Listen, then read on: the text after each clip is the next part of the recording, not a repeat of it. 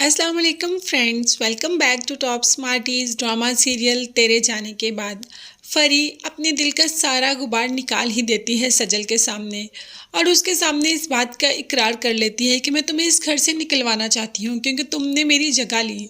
तुम्हारे आने से पहले अशर मेरी हर बात मानता था, वही करता था जो मैं कहती थी। जब से तुम आई हो अशर सिर्फ तुम्हारी बात मानता है, इसीलिए तो मैंने तहैया कर लिया कि तुम्हें बहुत जल्द इस घर से निकलवा दूंगी। मगर यहाँ सजल फरी को मुतमईन करने में कामयाब नहीं हो सकी। उमैर ने धोखे से बुला तो लिया अलीज़े को ऑफिस। वो अलीज़े और अपने अंदर जितनी भी मिसअंडरस्टैंडिंग है सारी ख़त्म करना चाहता है। वो नहीं चाहता कि सजल का घर उसकी वजह से बर्बाद हो। वो चाहता है कि अलीज़े सजल के घर आबाद रहने दे, यानी कि अशर के सामने सब कुछ क्लियर कर दे। और वैसे भी उमैर और सजल का वाकई ही कोई रिश्ता नहीं, ये इन दोनों के दरमियान एक मिसअंडरस्टैंडिंग हुई है जिसको सबने इतना ज़्यादा फैला लिया।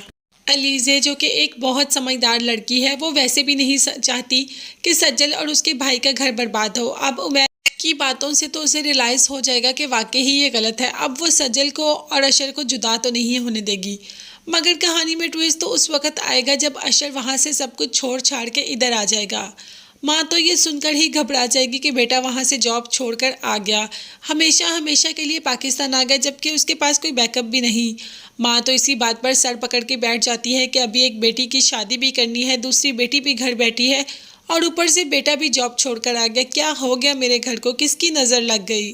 किसी की नज़र तो नहीं लगी। ये माँ ही है जो हर छोटी छोटी बात फ़ोन करके अशर को बाहर बताती थी और उसको कानों का इतना कच्चा कर दिया कि अब वो किसी की बात सुनने को तैयार ही नहीं। वो सीधा पाकिस्तान ही आ गया सब कुछ पता करने के लिए।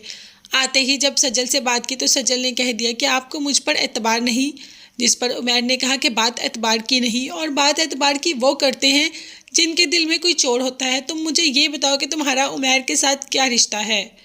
अब इस पर सजल कह ही देती है कि आपसे शादी से पहले उमैर ने मेरे घर रिश्ता भेजा था। बस ये बात तो अशर की बर्दाश्त से ही बाहर हो गई। इतना ज़्यादा बोला सजल पे, इतना डांटा, इतना गुस्सा किया, ये तक भूल गया कि सजल उसके बच्चे की माँ बनने वाली है। और बहुत डांट डपट के एंड पे एक ऐसी बात की कि सजल तो खुद पर काबू ही न रख सकी। कह दिया कि अब एक छत के नीचे क्या, मैं अपना नाम भी तुम्हारे नाम के साथ लिखना गवारा नहीं करता। मेरा नाम तुम्हारे नाम के साथ जुड़ा ये मैं बिल्कुल बर्दाश्त नहीं कर सकता और ना ही मैं तुम्हें देखना पसंद करता हूँ। अब तुम यहाँ से चली जाओ।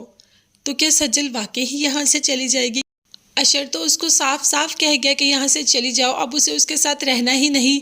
मगर जाएगी तो नहीं। अलीज़े सब कुछ बिल्कुल ठीक कर देगी। अलीज़े भाई को मनाएगी और भाई का दिल भाभी के लिए साफ़ करेगी, क्योंकि एक बहुत सॉफ्ट हार्टेड सी लड़की है अलीज़े। वो कभी भी नहीं चाहेगी कि उसके भाई का घर बर्बाद हो। हाँ, फरी तो बिल्कुल ऐसा चाहती है कि भाई का घर बसे ही ना, सज्जल किसी तरीके से अशर की ज़िंदगी से चली ही जाए। इसके लिए तो फरी ने इतनी चालें चली और अब इतने करीब आकर अगर वो हार गई तो उसके साथ क्या होगा? सज्जल को तो जाके उसकी भाभी भी कबूल नहीं करेगी, माहम उसका उस घर में रहना महाल कर देगी। कहाँ जाएगी सज्जल?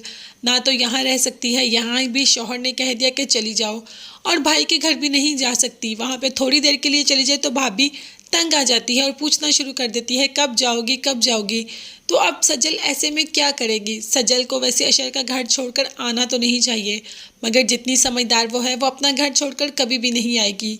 वो इधर ही रहेगी और उधर रहकर ही सबके सब मुकाबला करेगी और अशर को एक दिन ना एक दिन पा ही लेगी। तब तक के लिए आप मेरे चैनल को सब्सक्राइब कर दीजिएगा और मुझे और मेरी फैमिली को अपनी कीमती दुआ में याद रखिएगा। नेक्स्ट वीडियोस तक के लिए अल्लाह हाफिज़, bye bye and take care.